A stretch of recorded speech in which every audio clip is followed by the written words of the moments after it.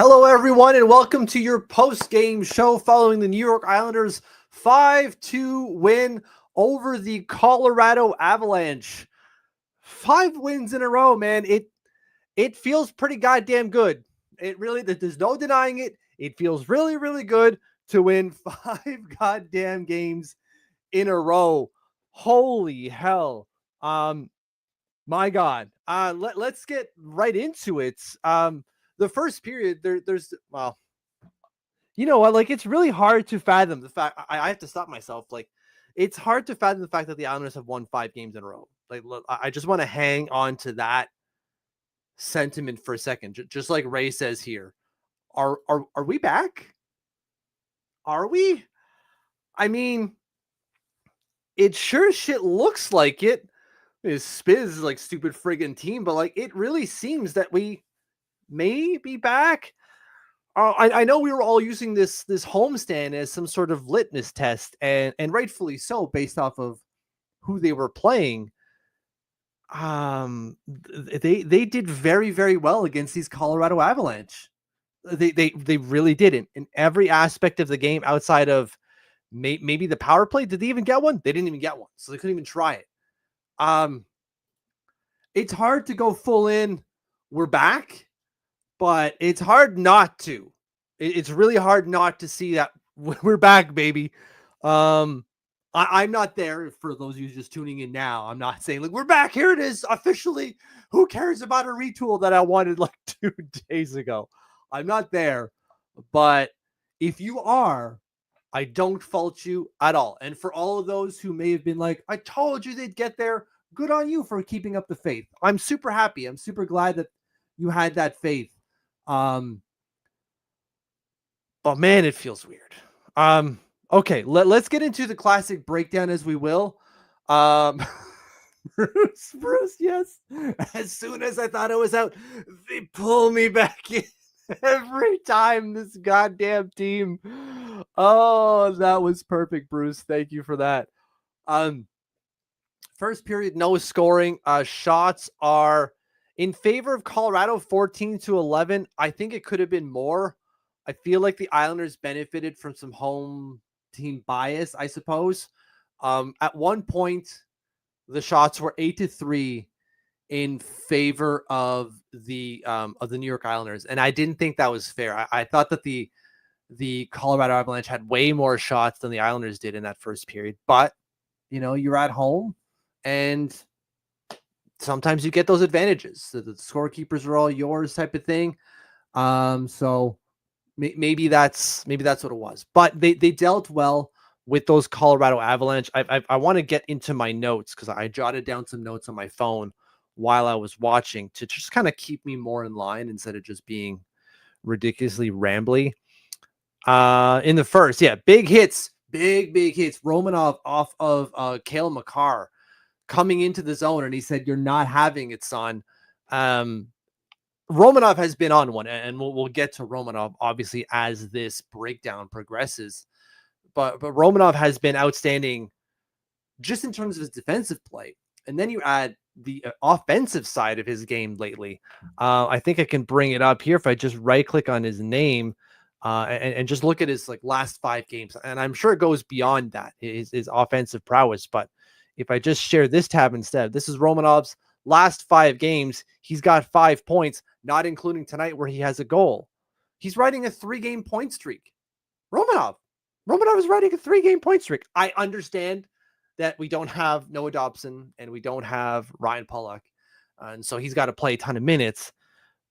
As evidence is 26 minutes 2 nights ago or 3 nights ago, whatever it was, against the Carolina Hurricanes. But still, Romy is doing everything right. Absolutely everything right. It's not even funny.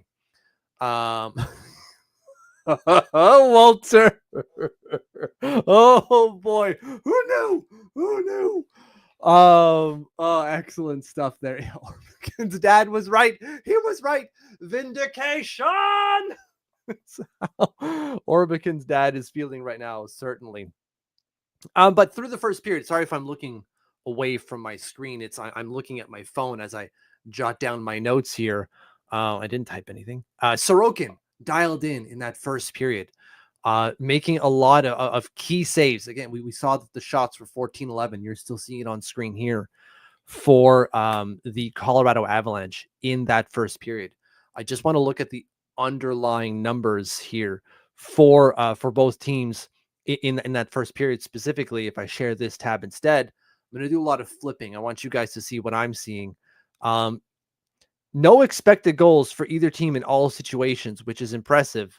But 6 high danger chances in that first period for the Colorado Avalanche. So that feels pretty good that that Sorokin was able to stand up to them. Again, no expected goals, but he did well standing in front of those shots.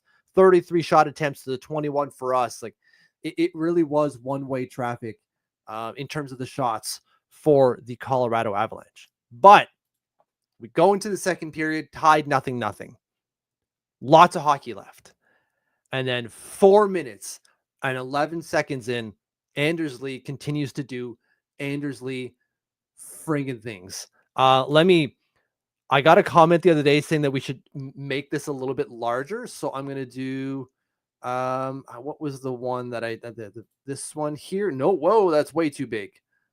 This one, there we go. You can see it a little bit wider now. So I'll make myself look a little bit smaller.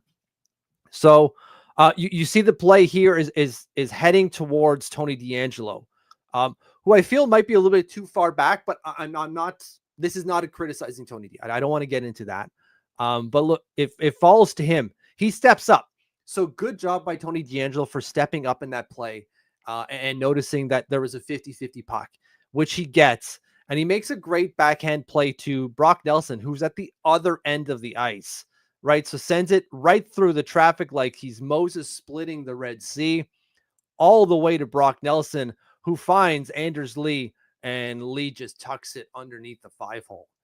Outstanding stuff from Anders Lee, who's done 22 goals for the year. I asked Matt a couple weeks back, like, do we think that Anders Lee can hit 40? I said I think he could then, and I definitely still believe that now. Absolutely. As I talk about Tony DeAngelo, Steve's like, undefeated with Tony D. He's not wrong. He's not wrong. Yeah, it's my God.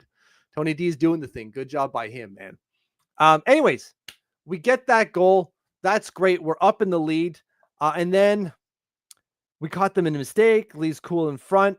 Lee takes a professional foul, right? So he slashes Devontae's stick as he's going towards the net. He's alone in the slot. And you wouldn't have seen Anders Lee take that foul or take that penalty, as I call it, when the Islanders' penalty kill was as shit as it was at the beginning of the year.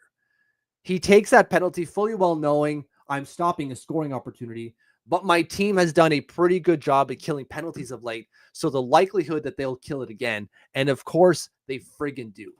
Now, they bandy the puck around in the Islanders' zone a bit because that's what Colorado does. But my gosh, the Islanders did a good job of collapsing, letting Sorokin see the pucks when they could, and the penalty kill did its job. So they come out ahead here. They're ahead still. There was at one point a 3-minute shift for George and Mayfield, and that was really the tail of that third period for those two defenders. They're getting hemmed in a few too many times in our own zone in that second period where the change is long. But they still did well with it. Like, sure, you're hemmed in, and that's unfortunate, but they still did a good job once they were there, right? And dealing with the pressure of the Colorado Avalanche. So that's really good to see. Excellent stuff. But then, of course, Colorado cannot be kept quiet for that long.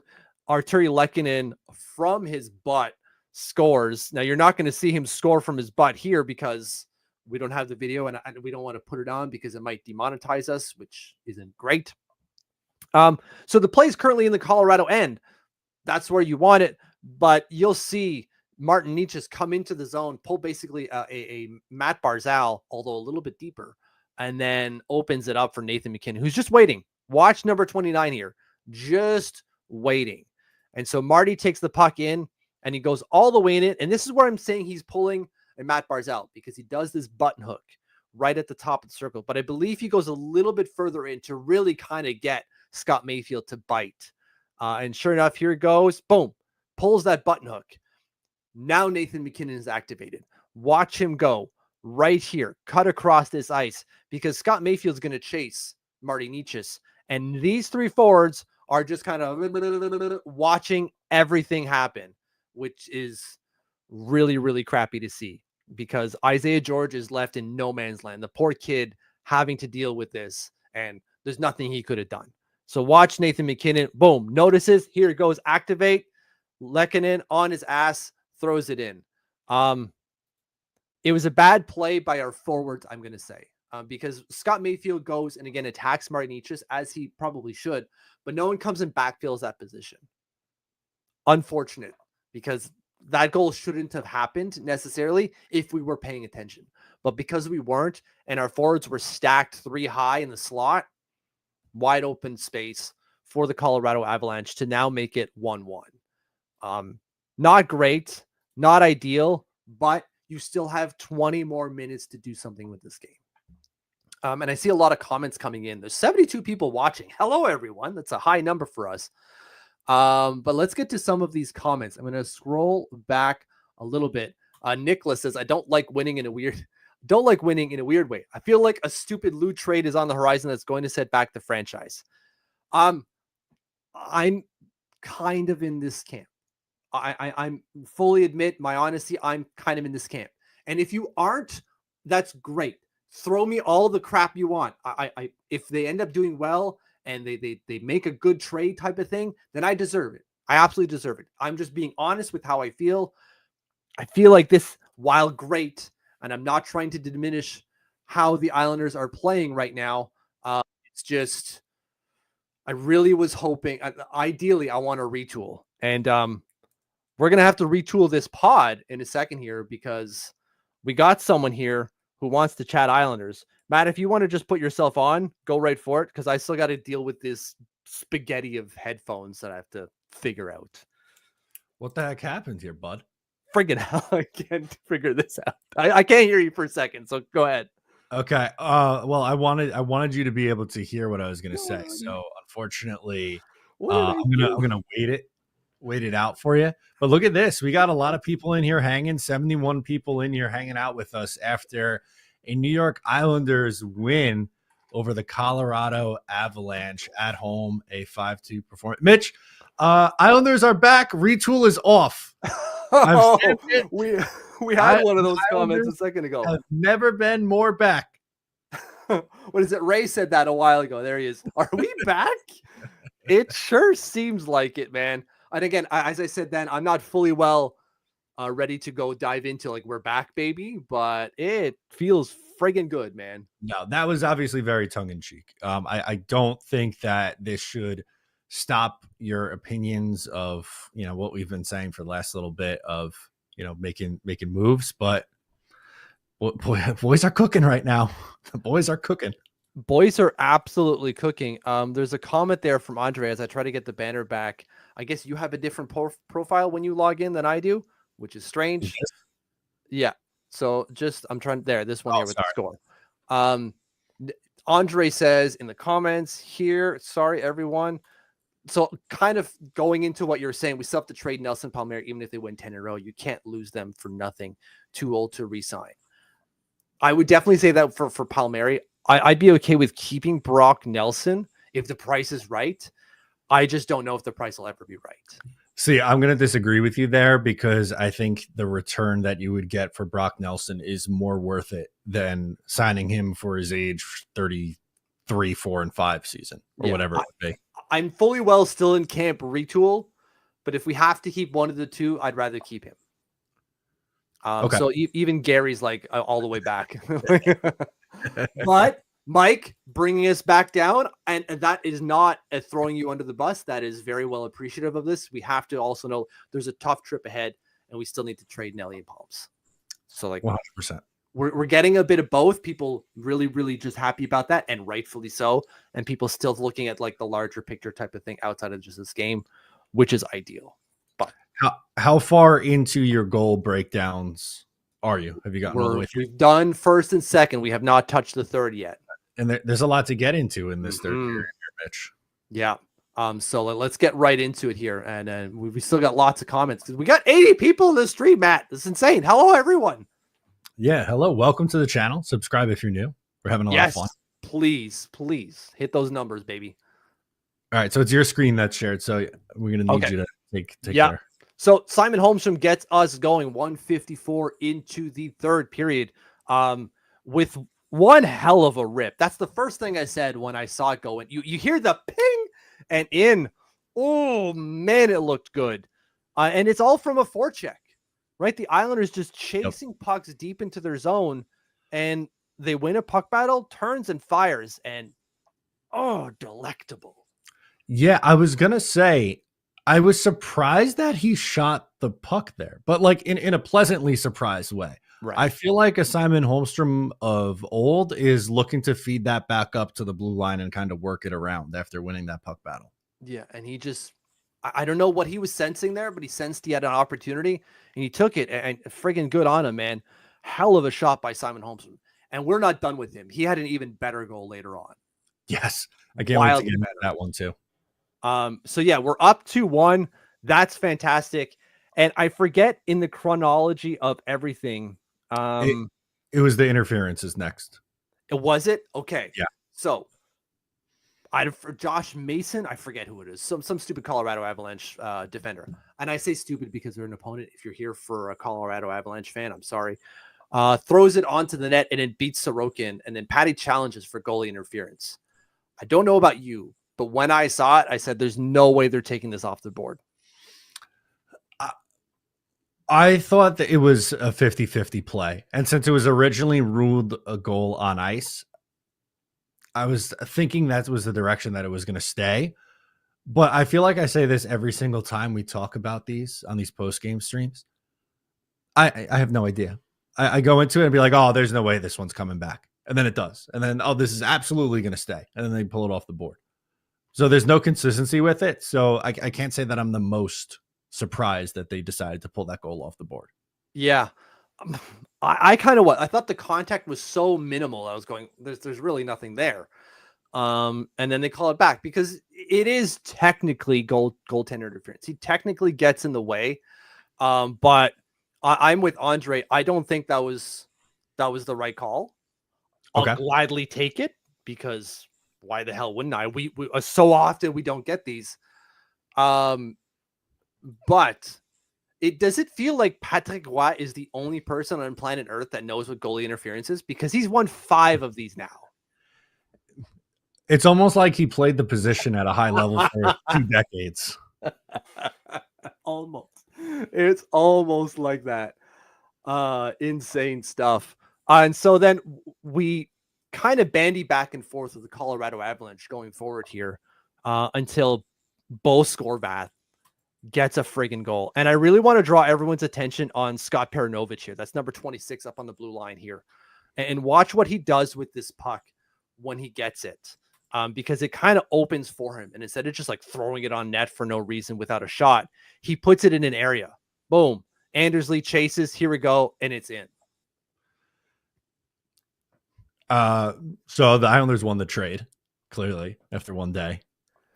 Yeah, and that's kind of what we said in the video too. Well, we didn't say that because we didn't know a whole lot about Scott Perunovich, but just looking at what we paid, what we could have probably got for him, and then some of the comments based off of St. Louis Blues fans, you're going, it seems like we got, and we're seeing it here. I on that specific play, yes, of course. And again, a little tongue in cheek there. Like when I came on, I was saying the Islanders are all the way back. There was high offensive upside there, and we saw that specifically on the play. Mm-hmm. And I know, he scored earlier. I missed talking about the Andersley goal, but then picking up assist. I mean, I can't talk enough about the season that Andersley's had this year. He has been spectacular for the Islanders. Yeah, he has been insane. And then Patrick here adding like, absolutely, we won that trade. So such a dope pass. It really was just, we keep hearing that his hockey IQ is really high and he just didn't get a chance to show that off in St. Louis on that one play that will look good. Mitch, by the way, because we were talking Anders Lee and how productive he's been. So I wanted to, while we were talking here, I pulled up his stats on the side. With his game tonight in game number 49 on the season, he has surpassed his point total from last year. Let's go. He had 37 points last year. He went into tonight with 37 and added, 2 more? So he's up to 39. That's, man, it's hard not to, again, I'm going to go back to whose comment was it? I have to find it. It was a green logo, Bruce. As soon as I thought I was up, they pulled me back in, and Anders Lee's doing the damn thing. At least with him, right? Like, and he's under contract for 1 more year. We've talked about maybe, him in trade talks as well. But even let's say they don't trade him playing at this level and kind of being rejuvenated this year, it's exciting. And that bodes well for a team that needs scoring and needs top six help. Yeah. And it would have sucked to have to basically pay someone to take him if it didn't go well, right? Because he's got that $7 million contract. So we will not have to do that. We probably won't ever trade him, maybe, because maybe we're good this year and next year, and then that's it on the contract. But we don't ever have to get into a situation where we have to get out of Anders Lee, it seems, which is really that makes me happy. Yeah. But then, of course, we can't have nice things. Jack Drury left all alone. Not Anders Lee, Brock Nelson, baby. What are you doing here? Watch him kind of run almost interference on Jack Drury, but let him go. But he doesn't realize that there's no one back here. Yeah, that's no good. So he's going off for the change, but he doesn't realize there's no one behind him, which is bad timing. He probably would have been too late anyways. He would have been behind the play regardless. But Marty Nietzsche with a 4,000 IQ pass. Watch that play right there. And Pager doesn't realize it coming off the bench either, which sucks. Bad change. Naps one over Sorokin. Yep. One Islanders caught in a bad change. Also, a good shot as well from Drury here, and the million IQ pass from newly acquired Marty Nietzsche. Really good play there. So sometimes you got to tip your cap. It was a nice play. Absolutely. 2 points on the night for Marty Nietzsche. My God. Unbelievable. They just replace. Must be nice to be able to, we'll take your superstar. And I was going to say, Rantanen looked awesome tonight for Carolina against the Rangers. And then you also had Marty Nietzsche looking awesome for Colorado. So I know Nietzsche isn't on the same level necessarily, but he's also a freaking really good player too. Absolutely. And so I going back to my notes here to make sure I don't miss anything. Goalie interference. There's a clutch stick by Holmstrom in the defensive zone at 12:30 in the period. So after the before the Jack Drury goal, but whatever. And then Romanov gets a goal, and he's been putting up points. We talked about it earlier. He's riding a 3-game point streak now. And just simple stuff. We win the draw and we throw it on net. I know I missed when you talked about it too, but the hit that he laid on Kel McCarr in the first period, he's on one. He's playing with some confidence. That to me feels like the difference. And I know that seems like a very, very cliched thing, to say, because you can't really there's no stat to back that up. But sometimes eye test wise, it just looks like he's back and comfortable throwing the body, putting pucks on net, and the points are coming. Yeah, shout out to Romy. He defended like a beast. He says, absolutely, Mike, he 100% did. And then adds offense to boot. And a big goal, right? Because one goal up at 17:31, you know that all Carolina or Colorado wants to do is pull that goalie. They're trying to get their big dogs out and just hound you to try to get that tying goal. So putting us 2 ahead was so friggin' clutch at that time. Outstanding stuff.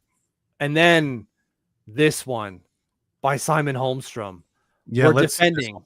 Oh my God, we're defending for our life. And then watch this play out by Pajot. Noticing, so gets that puck and just waits, sends it, and Holmstrom beats out Makar and makes it look easy. Puts out the arm. Makar, oh no, I can't have that. Oh, where's the penalty? And then he just bosses it into the net. Love it. Good for Simon Holmstrom, man. The second half of last year, he really slowed down after a hot start, but Very, very impressed with the year that he's had. I was maybe a little too down on Simon Holmstrom coming into this season, and he's proving to be, I think, a good middle six player. Yeah, absolutely. He's got a role in this team, which is great to see. Ideally, it would have been higher. I know some of you are saying that when he's drafted into the first round, he's got to be higher. I would push back to that and say, as long as you get a competent full-time NHLer, like a guy that you can put into your lineup for 82 games a night, drafting 24th overall, that's a win. And yeah, as Andre's saying, he's still only 23. He's only 23. He's going to get better. Right. And that goes back to what I'm, hand up. I will admit that I was wrong. I think I was too critical on Holmstrom going into this year. I kind of thought, he would be exactly what he was, which was 25 points in 75 games. He's another one who had 2 goals tonight. Did he pick up any assists too? No, he did on the Romanov one. He's credited. Did he really? So it's a 3-point night. He has also eclipsed his points total from last year with 26 points in 42 games. That's so awesome. I'm so happy for him. And that's the thing that with Holmstrom is that he has been here for a while, right? We drafted him in 2019. So it's been a while since he's been here, but he was young in 2019 and he's been getting better every year. And yeah, Andre's saying like he was way off on the pick. He hated it. And he wasn't the only one because it was like Lou was reaching, right? You're going, who's this guy that shouldn't be taken in the first round? Lou reached, and it still may not end up as like the best pick. Connor McMichael probably would have been a better pick, but you still got a good one. That's all that matters. Yep. And if you could be a good role player, you need guys like that. Absolutely. You want to get into some game stats here? Yeah, let's read some of these game stats here, and then we'll do our patented look at the ice times here. So shots on goal, 32 for Carolina, 28 for the Islanders. Colorado. I did the same thing earlier. I have Carolina on the brain because of that big trade still, I think. We were talking Marty Nietzsche and Mikko Rantanen before. Face-off percentage, a rare off night for the Islanders there. Islanders killed 2 power plays, which is good. They were 100% on the PK. They did not get any power play time. Hits 33-24, Islanders with more. Block shots 27-14, giveaways 17-14, and takeaways 7-6, Colorado with 1 more. I'm surprised they didn't get a power play. It's not to say that there were a couple of missed calls. I know the crowd called for one at one point, but there was nothing to it. Surprisingly clean game by Colorado, but Islanders just went like, oh, we don't care. We don't need it. We'd almost rather not have one. Then we can't blame that on us losing a game. Yeah, he would. They're usually not a very good special teams on either power play or penalty kill. They're pretty good 5-on-5. And they did that, tonight. Exactly. I just want to get to this one because Mercy is fired up 5 in a row. Romanov doing everything right on defense. Yet I say we must trade Palms and Nelson. You're not the only one. I'd move Dobson also 22-20. Let's go Islanders, baby. They weren't the only one to say that we got to move Dobson. Here's Atlas Shrug kind of saying the same thing. That they'd rather keep Romanov instead of Dobson. Can we keep both? I still like Dobson. I'm not looking to trade Dobson. EP40 is coming the other way. I think I would trade no Dobson. Fair. We're getting a 100-point player in return. Okay, maybe. Yeah. Sold. But yeah. But yes, I Mercy is right in the fact that Palms and Nelson should still be moved, and it doesn't necessarily mean that you have to fall off a cliff after that, because as we've seen, the Islanders have guys that they just picked up off of the street in Paranovich and D'Angelo playing big minutes on this team, and they're winning games. Exactly. Absolutely. All right, so you want to do some ice time stuff? Yeah, so we'll do some ice time stuff. I'll flip it back. We don't need to share the screen on that one. Who do we got for most amount of ice time for forwards tonight? I assume it's going to be Matthew Barzal. I felt like he was out there quite a bit. Your assumption is correct. 19 minutes and 15 seconds. Whoa. I was surprised to see number 2 in ice time. Do you want to? I'll give you a guess here. And my hint is that I was surprised to see that this player is number 2. Number 2 for forwards in ice time. That's surprising you. I guess it's going to be Anders Lee. No, Casey Cizikas at 18 minutes and 22 seconds. Wow. Okay. That's wild. Right? I was surprised by that. I was not expecting to see that at all. I guess he's doing a lot of penalty kill time. We only had 2, but he's out there the entire time. I don't get it. That's wild. Okay. Damn.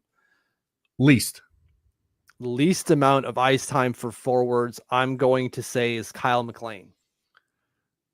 No, he was second fewest. It was Gatcombe at 7 minutes and 31 seconds.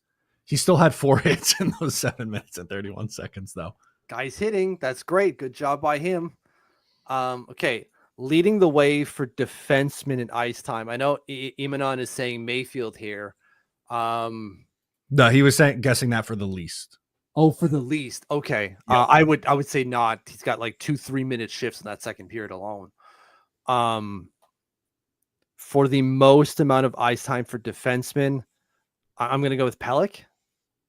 Not a bad guess. He was second at 24-17, but coming in at number 1 was the goal scorer, Alex Romanov, at 25 minutes and 12 seconds. Good. Okay. That makes sense. He was fantastic. You see the comments here all over the place that Romanov. He was fan-friggin-tastic today. Least amount. I assume it's Isaiah George.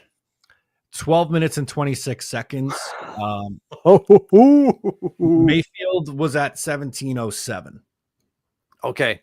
That I say that for Isaiah George because he did take that 3-minute shift. I say take. He was out there for 3 minutes. They were pinned in. So that means that one shift, and then he had 3/4 of the time throughout the rest of the game.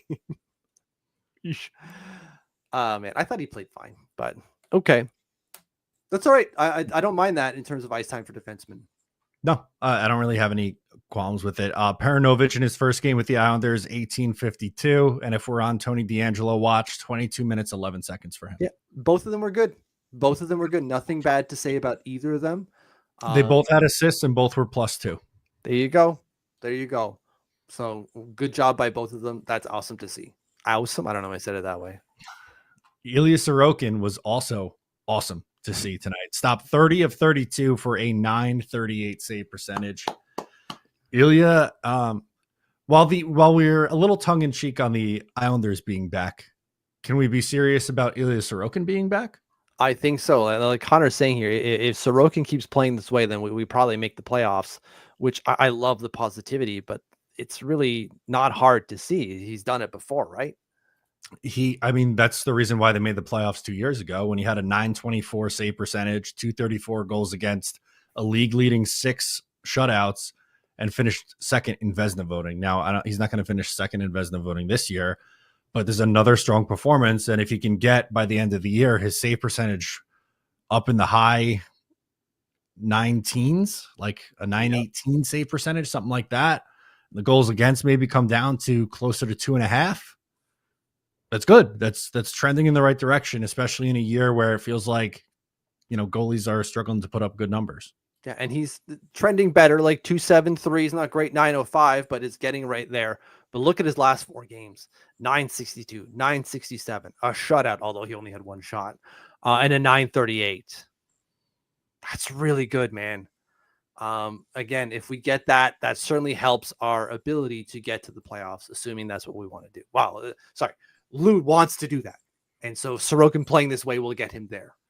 And also Sorokin's going to be here for a long time, so they need him to be good. Yeah, and then Bean Burrito pops in here. Hopefully he doesn't have to stand on his head for too long. Hoiberg is hopefully coming back sooner rather than later. Because they're not playing Skarek. No, yeah, it was Skarek is who ended up getting called up, obviously. But I'd like to see Hogberg back. He was playing really well before the injury, and it would be nice to see what he can do the rest of the way as a backup. Absolutely. Okay, so lots of comments. So we won't be able to read all of them. We're already 34 minutes in, and we usually need to stay for 30. So let's get to some and skip a few there. Jeremy saying, nice apple from Paranovich. Welcome to the island. Nice pickups by Lou. He might not be able to land the big fish, but he does add players that contribute aside from 18. Lou knows character. I don't know. The last 2 trades, specifically the second one, I'm not sure about the character situation, but you're absolutely right. He's able to add players that contribute 100%. Yeah, he has been. Tip your cap. It was a good move. Yeah, we got some few little tongue-in-cheek hot takes that I friggin' love. Vegeta Holmstrom better than McDavid, confirmed, and Paranovich better than McCarr. Absolutely. I see no lies told. I don't know why you're saying that's tongue in cheek. I love it. Okay, so I don't know if you saw this one, but Oregon came in. I thought it was funny saying his dad. Yes, thank you. Yes, this is a callback. Yeah, I love it. Okay, so here we go. This is a great win by Nassau County. I feel terrible about Hogberg going down because I really think he could have been our X factor, as you have to get Sorokin his rest. If Skarek is good, we are back. I'm not sure about this if Skarek is good. I don't. I would be almost stunned if Skarek sees any ice time at all. Yeah. We don't have any back-to-backs coming up, I believe. Let me look at the game logs because that's the only time he's going to see back-to-backs. Oh, that's not this year. That's last year. Sorry. That's the only time he'll see ice time is in a back-to-back situation, in my opinion. We have 31 days in the month this year. Yes, we do. So that's not a back-to-back. So we have one on February 7th. We play at Winnipeg, and then we play at Minnesota the next day. Oof. Okay. Border crossing. Ooh, but that's tough. When is that one? Sorry, the date. February 7th and 8th. Okay. That's 10 days out, 10 and 11 days out. I don't know how long Hogberg is going to be on the shelf for. I don't know about Semyon Varlamov either. It's not like we've gotten really any update on that recently. So maybe you do see Skarek on one of those. Yeah. Nice little call here from Gary. I hear Montreal is looking for a D-man who's young, physical, good defensively, and can add some offense. Ooh, yeah. Who fits that bill? Not anyone that I know. Yeah. How about that 13th overall pick? Lame that they gave to Chicago anyways. This long home stretch from T-Rob brought a whole different level from the team. That's true. But I think there's a comment here, and I may have said it earlier, but the stretch for the team coming up is going to be really tough. If you look at it here, they're like Flyers, sure, fine. Tampa, Florida, Vegas, Winnipeg, Minnesota, Dallas, New York. Oh, the Bruins too, right after that.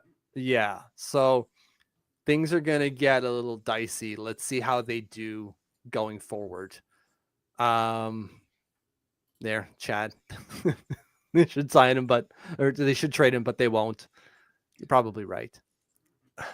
I don't know. Look, it's you cross that bridge when you get there. I just wanted to say that I think it's nice to see them win some games and have a good stretch, because most of this year has been very, very difficult for, watching this team. They've been very frustrating, and it's been enjoyable hockey. So I'll take that as a win, even if it only lasts for a couple weeks. Yeah. So he's saying Panthers Lightning is the back-to-back. Well, it's January 30th, and it is. Sorry, 1st and 2nd. Thank you, JP. Absolutely. I skipped that with my dumb eyes. So that's 2 back-to-backs within like a week. That's tough. They play Tampa on the 1st of February and then Florida on the 2nd. So JP's right. That's back-to-back. And then we go over to Winnipeg, and both on the road. Woo. That sucks. Yeah. We'll end on a little bit of a high. Just a little bit of a high here. We must still trade Nelson and Palms for 1st and 2nd and grab Elias Pettersson ASAP. I'm loving this streak, though. My Islanders kicking behinds and taking names.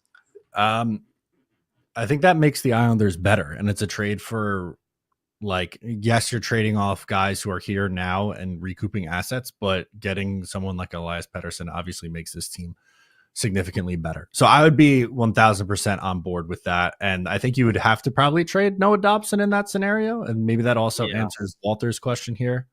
What does Matt think about moving Dobson in a trade like for EP40? Sure, but I don't think you just dump him to dump him. But if you can get someone of that caliber, then I think you have to really do it. Yeah, because outside of Dobson, I don't think the Islanders have anything to even start that trade discussion. No. Honest to God. Like Nelson they're not looking to get expirings. They want to be back to where they were last year, and they want to get there as soon as possible. So they're not going to do anything less than that. But no, that's it for tonight.